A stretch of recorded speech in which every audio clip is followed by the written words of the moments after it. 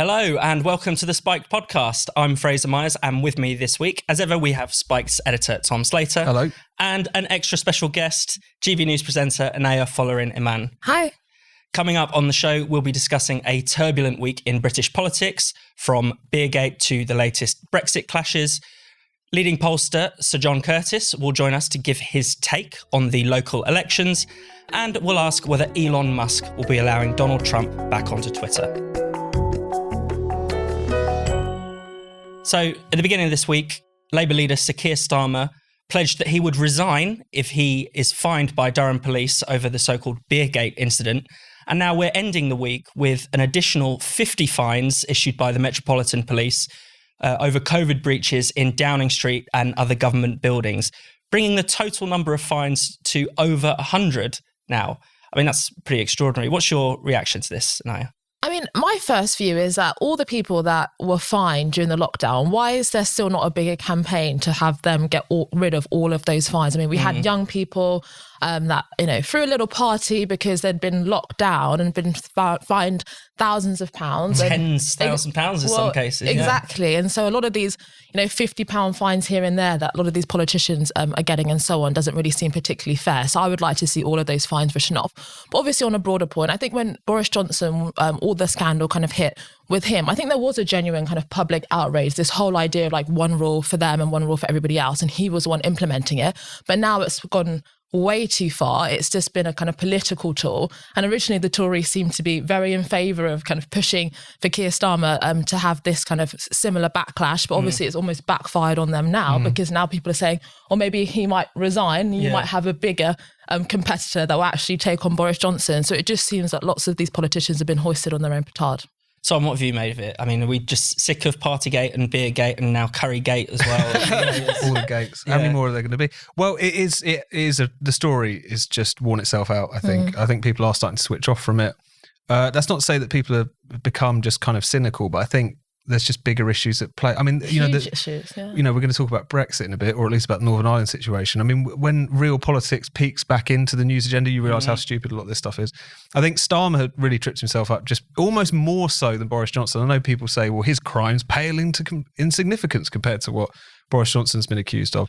But he really did present himself as, in the words of Lisa Nandick, Mr. Rules, which is an incredibly unenticing prospect. But still, that's how he tried to define himself, because he has no politics to speak of. Yeah. All he has is this kind of performative sense of being morally upstanding and being truthful. And he's tripped himself up because it's not just about the allegations themselves. It's also, the Labour Party clearly just made some shit up about this particular thing to try and make it look not as bad as it actually turned out to be. Yeah, exactly. So it's been difficult for him. But no, I completely agree. We need to leave it behind, not least because I think actually the Partygate, Beergate and the other gates that might be coming up have become a real barrier to having that reckoning with lockdown. I think the more we moralise about the COVID rules and about increasingly minor breaches of them, the more you burnish the idea that they were ever moral to begin with. And I think that's one of the things that's really stopping us from having that conversation about doing things like writing off all of those fines and, making amends for what happened over the past 2 years. And that seems to be one of the things that annoys people, particularly about Starmer. It's almost that he was more enthusiastic about lockdown than even Boris. Yeah. No, people talk about Boris as being almost like a hostage-like situation. Yeah, absolutely. I mean, I completely agree with your point about we are avoiding having that very serious and real conversation about the impact of lockdown. And of course, when we talk about these other crises, cost of living crisis, energy crisis, they're not necessarily 100% linked to the lockdown, but undoubtedly that they were exacerbated quite significantly. And these politicians are really getting away with having that kind of conversation and having to really reconcile with the impact of their decisions. I mean, we had printing money, the furlough scheme, which was just funding, everybody to the tunes of billions and if not, hundreds of billions. And now we are really feeling the impact of that. But those kinds of questions are just not seriously being asked. Let's stick with kind of more serious matters. The rows over Northern Ireland have sort of stepped up a gear. The UK government, we've learned, is considering basically tabling legislation to override the Northern Ireland Protocol. Now, the Northern Ireland Protocol is the aspect of the Brexit deal that governs Northern Ireland. The UK's Attorney General has given the green light to this. She says that as things stand, the Northern Ireland Protocol is breaching the Good Friday Agreement. It's causing societal unrest in Northern Ireland. Tom, what have you made of this, especially these recent developments? Well, I think it's important, really. I mean, there's been lots of talking about how is this sabre rattling? Is this Boris Johnson trying to get the kind of vote leave bandwagon back on the road because he's in such trouble on so many different other issues? But I think the government's serious about this because it does actually matter. This is the unfinished business of that very imperfect but necessary, I think, Brexit deal they came to before the last election. And it's just a completely unacceptable situation that essentially the price of us leaving the European Union was part of UK territory being hived off and being subject to rules that not only do we not have any control over, but the people of Northern Ireland don't have any control over either. And again, just the obvious vindictiveness of which this protocol was written. I mean, I know there was a lot of mistakes that were made over the course of those negotiations, but given the fact that at the moment, and this is even with these grace periods continuing to go on, the thing isn't fully implemented yet. And yet 20% of the EU's external customs checks are all taking place in relation to Northern Ireland. It's like 0.5% of the population of the customs territory, and yet all of that's taking place.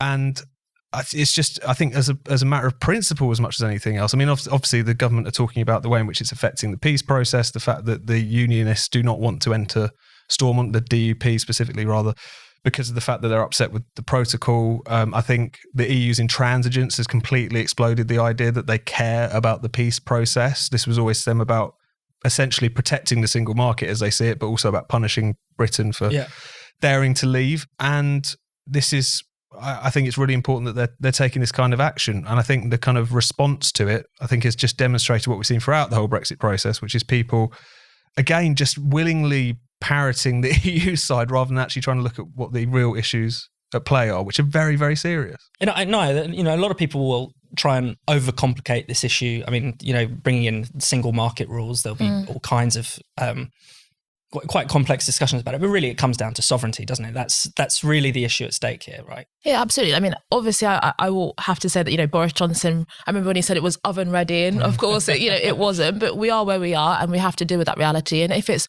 the situation is causing real tension and potential, physical violence and conflict, in a part of the United Kingdom, then this very legalistic and technocratic mindset from the European Union, which is, well, you signed it and all of the consequences doesn't matter, is frankly ridiculous. And particularly in light of the global context that we're facing at the moment, when we are having serious discussions about sovereignty and kind of what that means. And we want to have a sense of unity, whatever that might look like, in the face of some of the kind of hostile situations that we're facing across the globe. And having, the UK and the EU kind of fighting over this isn't particularly helpful. And actually, we want to have a situation where this can be resolved as quickly as possible. So I think it is good, some of the noises that Boris Johnson and Liz Truss and so on are making in relation to potentially just throwing out, the whole thing, because it is causing more harm than good. But whether or not that will mean the European Union do what's necessary, again, seems quite unlikely. It seems as if the EU are sort of throwing the toys out of the pram.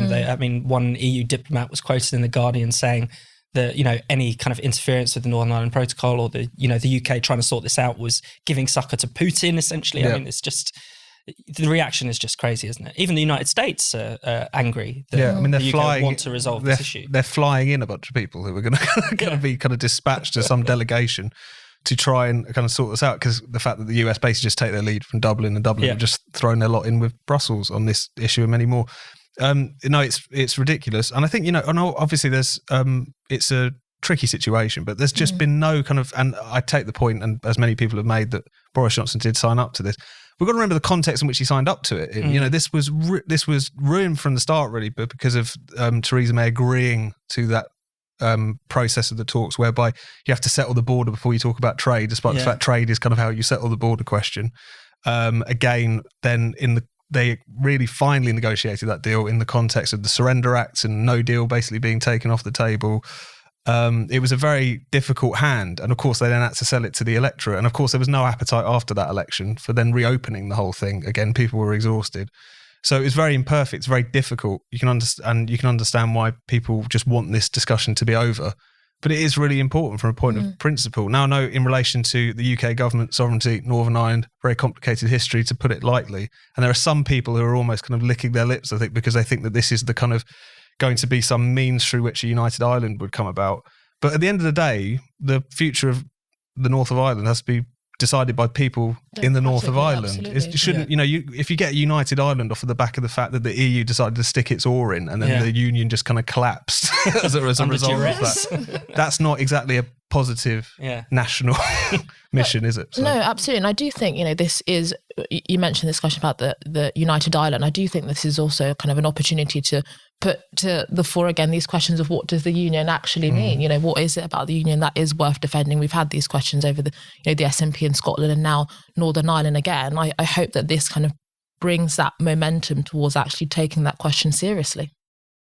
At Spiked, we want you, our readers, listeners and viewers, to have the freedom to go about your business online without the prying eyes of big tech watching over your shoulder. And with the UK government's online safety bill potentially handing even more power to internet companies, the internet is about to become even less free. But with ExpressVPN, you really can get your online activity back under your control.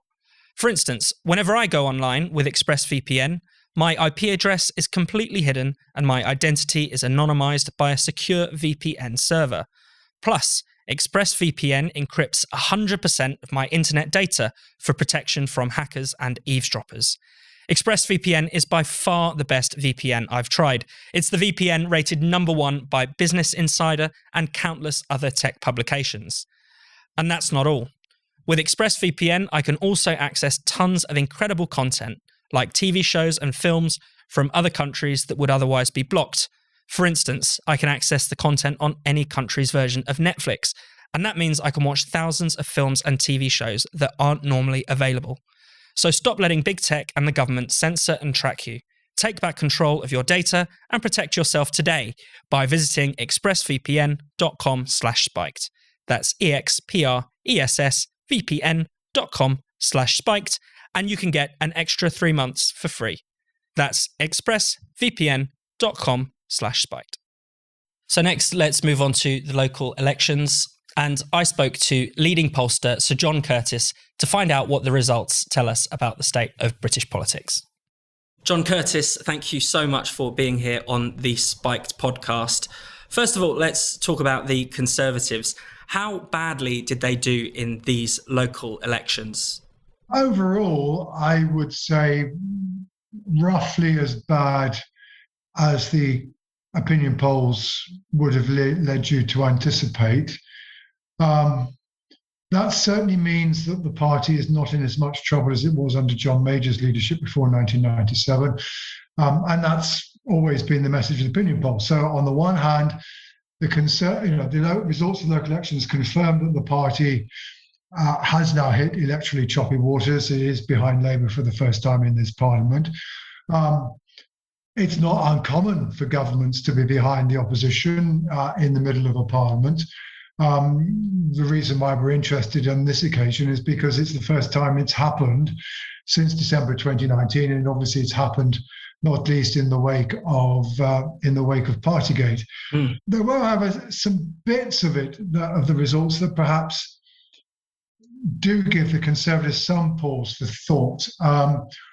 One is that in general their support did fall rather more heavily towards they were trying to defend. And if that's something that persists through to a general election, then that is something that can do quite a lot of damage. And that is redolent of what happened in local elections before 1997. The second, and obviously it's kind of part of the same story, is that the Conservatives in particular were losing ground in the south of England. And that was true of us compared with last year, let alone with 2018. And then thirdly, they were facing a particularly strong advance by the Liberal Democrats, again, not just simply compared with 2018, but also compared with 2021, in the places where the Liberal Democrats were starting off in second place. And actually, I guess you might also want to add that, although it's still true that the impact of Brexit on the electoral geography of party support is still very, very strong. And if you compare the results this year with 2018, 2016, etc., there's still very strong pattern of the Conservatives doing better in Leave areas than in Remain areas. If you do compare it with last year, then you do find that beginning to be reversed. So the Labour Party, as compared with last year, the advance is rather greater in leave areas. The Conservative decline is rather greater in leave areas. That's consistent with the opinion polls that basically saying that, the Conservative losses over the last 2 years, indeed throughout the last 2 years, the more volatile end of the Conservative coalition has been the Leave end. And therefore, that begins to some degree have an effect on the electoral geography. But so you were still getting this impression of the Labour Party not making progress in red wall areas, failing to stop the Tories getting control of Newcastle under Lyme, which I thought they were almost bound to do.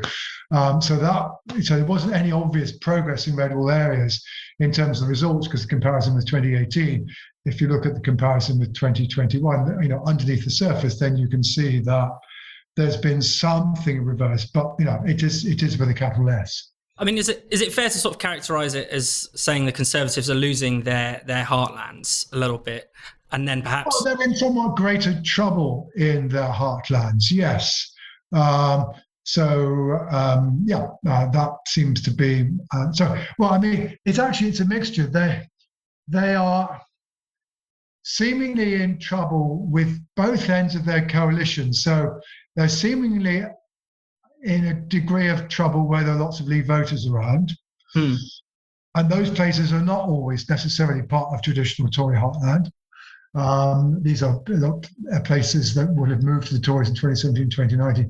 But at the same time, they were also losing ground in places that geographically would be regarded as more traditional Conservative territory, like obviously, So I think actually, if you look at the pattern of Tory losses of councils, they're virtually all south of Birmingham, and that was illustrative of a wider picture. So you can see why some Conservative MPs are going, well, are we in danger of both losing the red wall and of the traditional Tory heartland at the same time? So Labour had some good results in London. We can talk about that in a second. But first, no, hang on. There's a bit of about London, and that's just to do with the sequence of the results. Actually, on Friday afternoon, we suddenly learned that the Labour Party had lost Harrow in London, and that actually now on all the figures I've got, and I've also started to do the comparison with 2021, but I've not finished it yet. Labour did not do any better in London than they were doing across the country as a whole. In fact, I think Labour's vote in London, when we get all results, will probably prove to be slightly down on where it was in 2018, whereas outside of London and also outside the north of England, because it's in the north of England, the Labour Party is still down as compared with 2018, they probably gained ground slightly. So in the end, yeah, sure, London is a Labour city. Yeah, it was a Labour city in 2018. Yes, Wandsworth and Westminster went, and those are the kind of two bastions that hitherto the party had never managed to get. But actually, lots of other places where the Labour Party were in control, were defending control and are still in control, actually their vote share went down. And in terms of the rest of the country, for Labour in particular, I mean, you've said it's a bit of a mixed picture. Is there any route to power that could be emerging for the next general election for Labour? The route to power to Labour Party has been fairly blindingly obvious for quite a long time. But the point is, its route to power is a minority administration. Right. It's going to be very difficult for Labour to get an overall majority. Unless the electoral geography changes, and some certain amount of excitement has been generated by the fact that it has been pointed out that Labour made some relative ground in Leave areas in as compared with 2021, and maybe if that would happen in the general election, that might make their chances of getting overall majority rather better. And yeah, there's a certain amount of truth in that. But equally, we've got a boundary review coming, which certainly isn't going to do Labour any favours, essentially because of the reduction in representation in Wales. And that without a recovery in Scotland, of which there isn't any sign, no sign of the Labour Party closing the gap on the SNP, which is the crucial bit. They changed places with the Tories and turned to second place. In the absence of that, then the path to an overall majority is Labour have to be a very long way ahead, and they have to be further ahead than they are at the moment in the opinion polls, and we are in mid-term. On the other hand, the Conservatives do need to win the next election. if they don't win the next election or come very, very close to it, they don't have any friends inside the House of Commons. Yeah. Ergo, very difficult to sustain a minority administration, even if they have more seats than Labour. But the realpolitik that the Labour Party has to face is you're probably going to have to strike a deal. And both deals are probably pretty big. It's either do something about proportional representation to get the Liberal Democrats on board, because the Liberal Democrats ain't going to be messed around with a referendum on the alternative vote for a second time, or it's doing something on some kind of referendum for Scotland in which independence is one of the options on the ballot paper. And it's probably going to be very, very difficult to avoid one of those two choices. And you might have to make both of them. Yeah, potentially. But that's the route back to power, probably. It's actually doing deals. And I think also the other price of all that would be you would be talking about renegotiating the trade and cooperation agreement. So that subject of Brexit, the Labour Party still doesn't want to talk about. I think goes back on the agenda as well. And do you think, is Brexit identification still playing a big role in our politics, even if politicians would rather not talk about it? I mean, we've had elections recently where it's been stronger than original party identifications, for instance. Well, I mean, the proportion of people who identify strongly as Remain or Leave is still well above that for political parties. It's not quite so strong as it was. But we're still. I mean, this is the issue with which people identify to the kinds of levels that we've not seen for parties since the 1960s. Now, so far as the relationship between vote and party choice is concerned, well, it follows from what we were saying earlier. That isn't as strong as it was in 2019. Basically, it's currently roughly where it was at the time of the 2017 general election. So it's still stronger than it was before Brexit.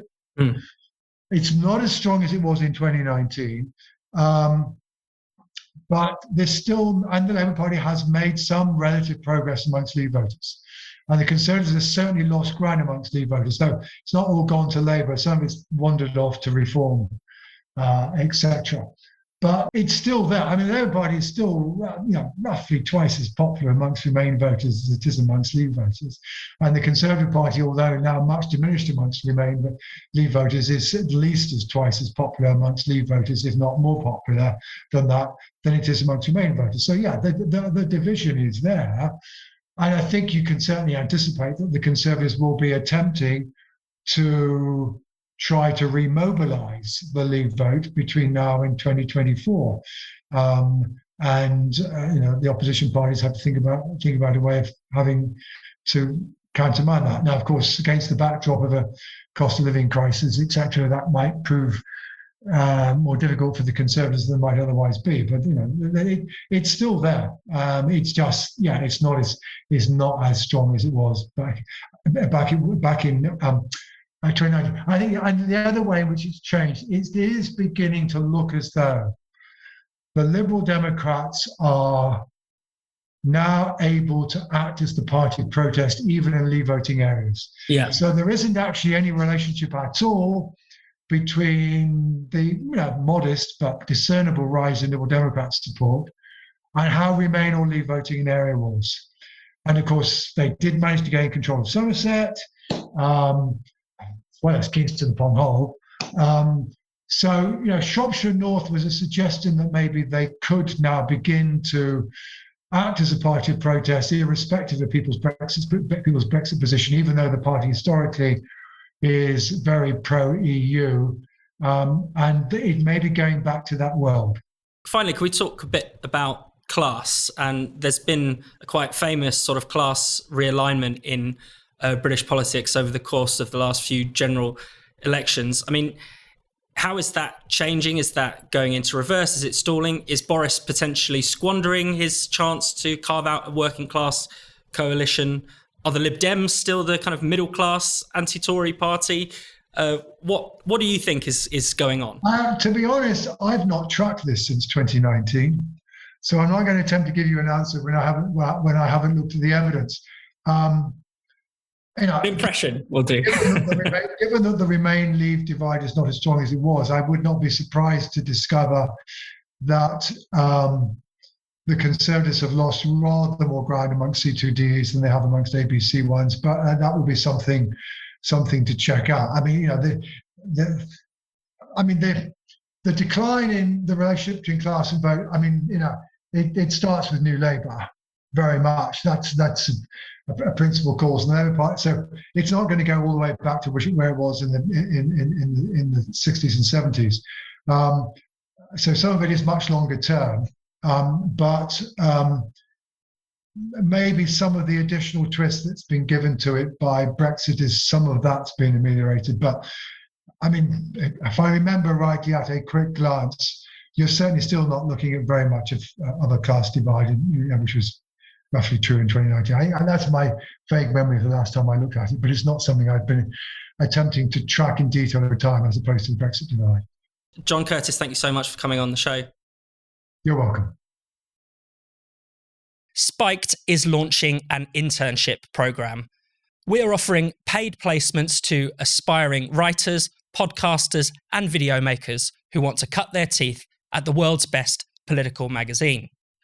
You'll work with us for 6 months, full-time, in London, starting from July, and there's the possibility of more work at the end of it. You can apply for an editorial internship where you'll help us to produce our articles, features, and essays, or an audiovisual internship where you'll help us to produce our podcasts and videos like this one.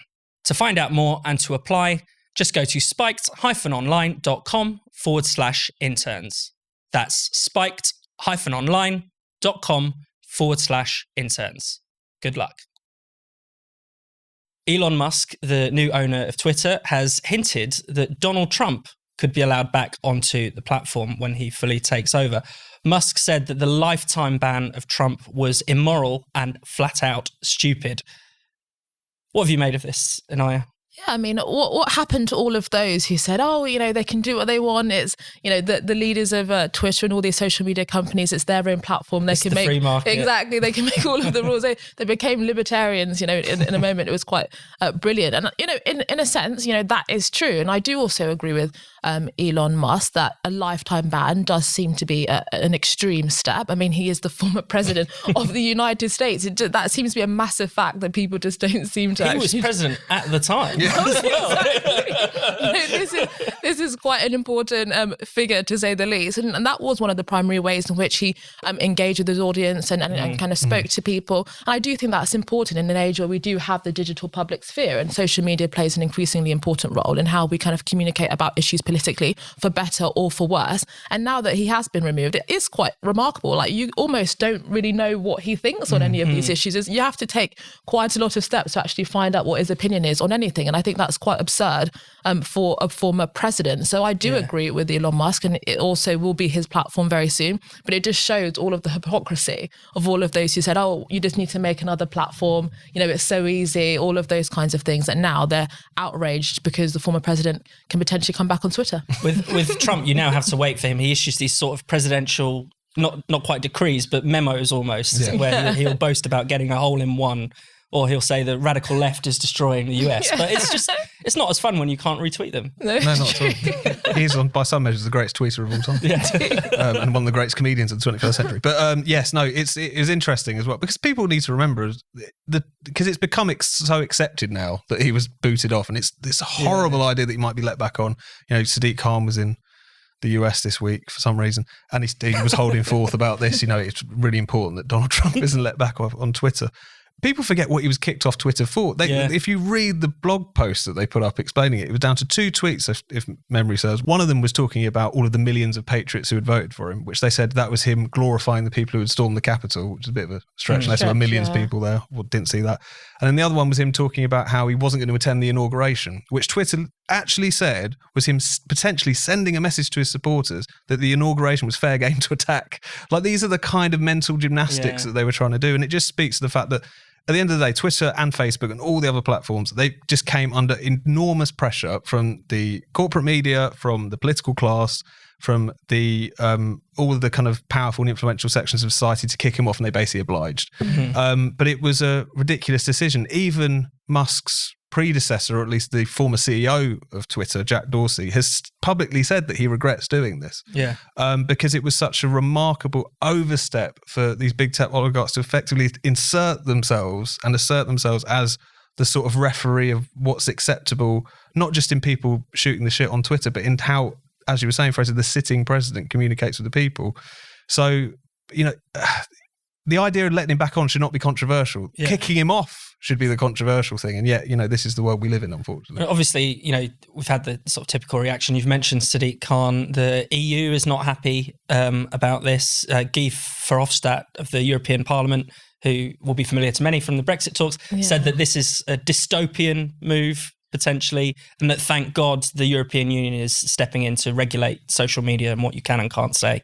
I mean, it just tells you how much they fear democracy, how much they fear free speech, that the idea of just having, a platform where people can engage with different ideas and have, people that they disagree with actually express their ideas. They assume that everyone's going to become, a fanatical rioter that's going to kind of bring down, the American state. I mean, it is just frankly absurd. And we know what happened during the pandemic when you had increasing big tech regulation of how people exchanged ideas, whether that was, the so-called lab leak theory or even, David Icke kicked off. It didn't get rid of those ideas. It pushed them underground, all of those kind of typical free speech arguments. And it actually just made people more polarized and more resentful that they couldn't actually express themselves freely. So it just seems to be, a massive, for them, that they're just frustrated that they're not going to have the ability to be able to determine what people can and can't say or what people can and can't listen to. And so briefly, just on the kind of government response, we've got the Online Safety Bill in the UK, we've got the Digital Services Act in the EU, as well as other various national laws in Europe. I mean, Elon Musk is not going to save free speech, no matter what, no matter how passionate he is about it. Yeah, no, of course, he's going to come up against those legal barriers, as you were saying.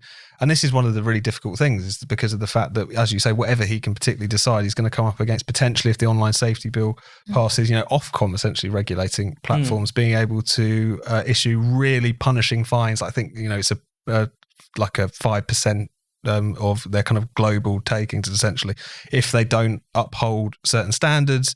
Obviously legal but harmful is the quite Orwellian, terrifying sort of phrase which is being bandied about in this particular space. And I think it just demonstrates that this is a really complicated issue.